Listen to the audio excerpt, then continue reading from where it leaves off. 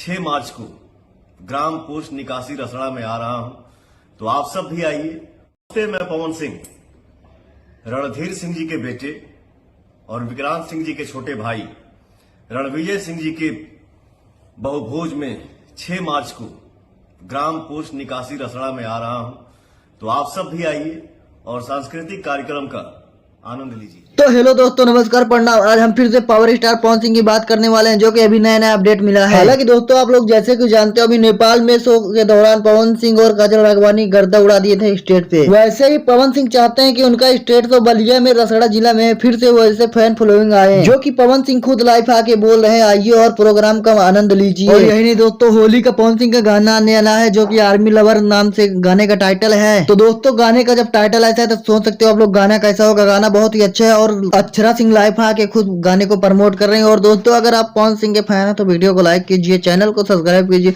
और भोजपुरी के new update पाने के लिए हमारे चैनल से जुड़ जाइए। और दोस्तों, कमेंट में अपना राय जरूर दीजिए पवन सिंह के गाने के लिए।